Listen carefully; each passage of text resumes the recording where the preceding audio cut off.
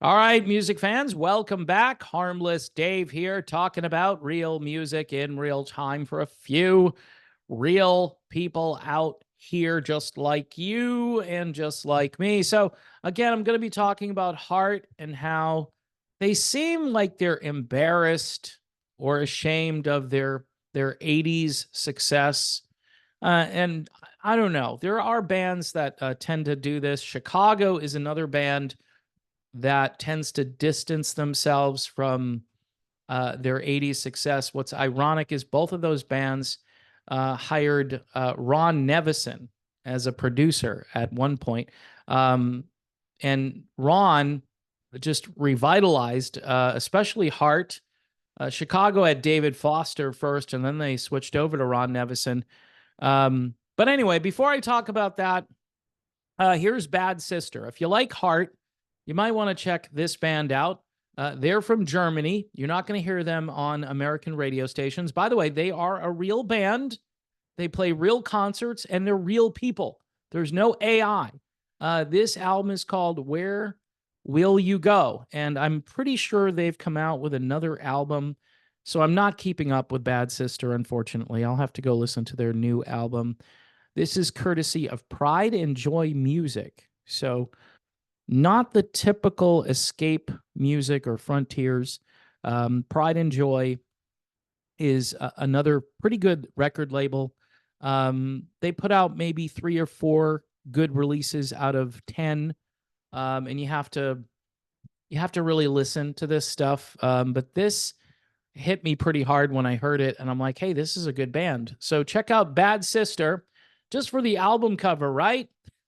This is predictive programming for the year 2024 and beyond. All right, so getting to this Heart thing. So I watched this interview that they did with Kelly Clarkson, who, by the way, ends up singing a good chunk of These Dreams and Magic Man. Those are the 2 songs they ended up performing. And they're talking about these dreams. And was it Nancy Wilson who sings lead on that song, which is different for Heart. Typically, it's Anne. And that's their only #1 song, I'm pretty sure. They may have come close with All I Want to Do Is Make Love to You, which is embarrassing because that's such a bad song lyrically. That song comes on the radio and I just cringe. I'm like, please don't play this song. You're going to keep playing it? No, don't do it. But they do sometimes, and I typically change the station. I didn't hate it as much back in the day, but the lyrics always drove me crazy in that. And the storyline just is the typical like hippie thing from the 60s or the hitchhiker thing from the 70s. Of course, you had songs like Chevy Van, if you remember that from the 70s, which is just disgusting as far as what the lyrics alluded to, which again, this is what music devolved into. And people, they paid attention a lot of times to the lyrics, but they were more concerned with the music.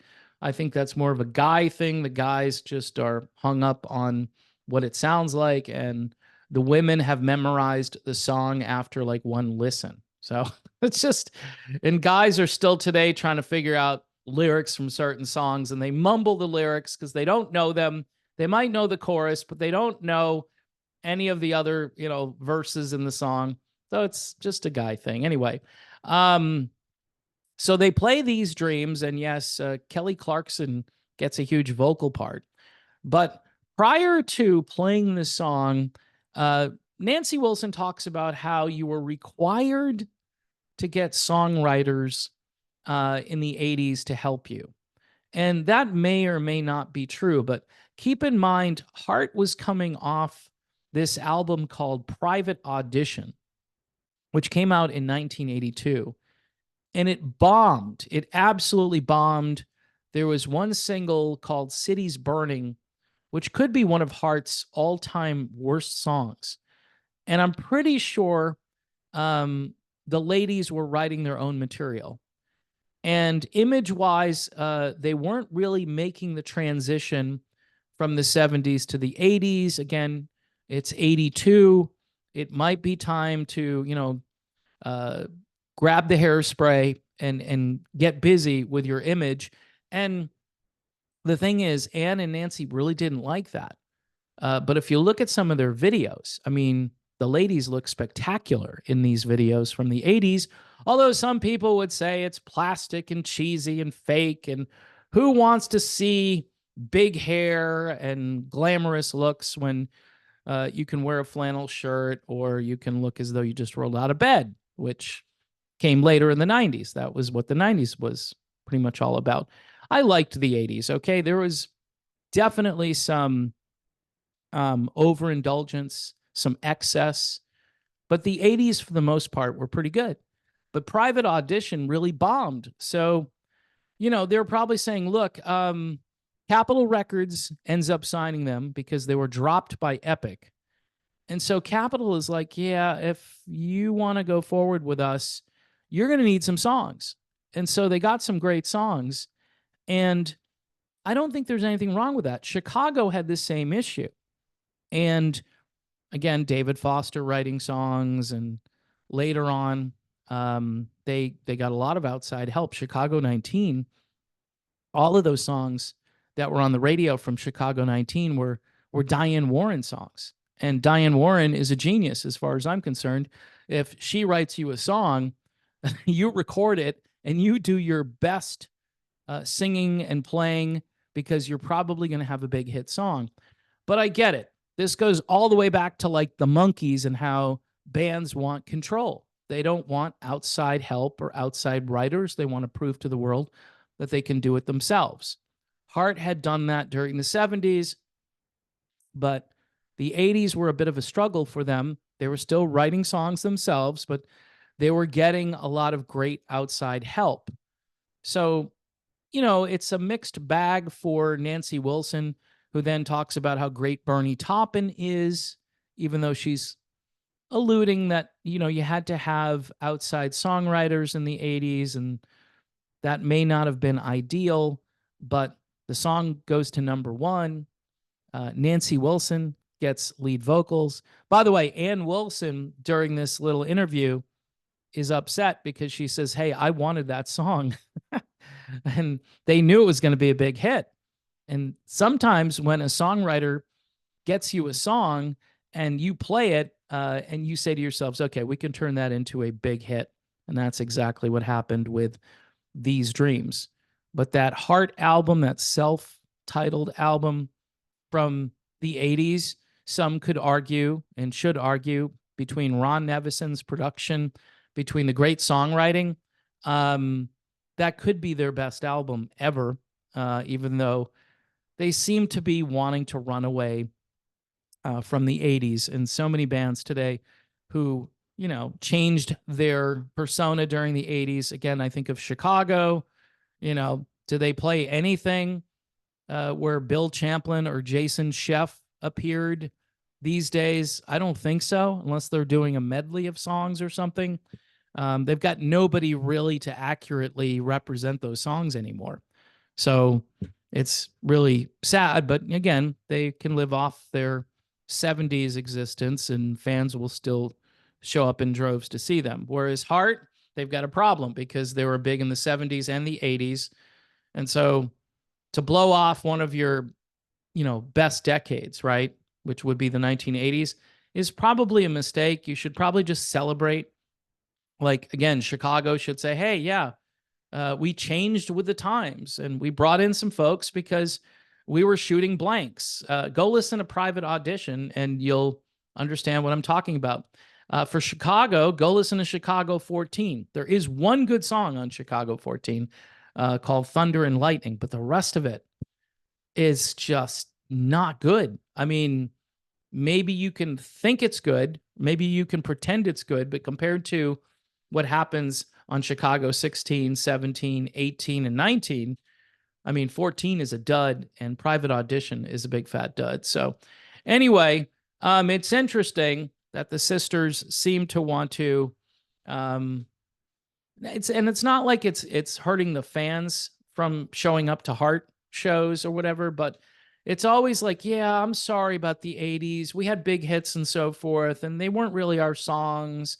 And so it's kind of like hard to explain to people. Like, yeah, um, we like those songs, but it's not really who we are. So you'll get a lot of 70s music from Heart when you go see them. I did a breakdown on the set list, and they do omit a few very big songs, mostly from the 80s in their set. So that kind of makes sense what they're doing. And I'm pretty sure, again, Ann Wilson wants to continue to reinvent the wheel. Um, just play the songs. Hopefully, you can hit those high notes. I noticed that when they performed These Dreams, I'm pretty sure it was like a half step lower than the original. And it doesn't seem like that hard of a song to sing even back in the day. But again, a lot of these bands just waited too long to get back out there. And it's tough to sing these songs in the original key. So I empathize with Heart.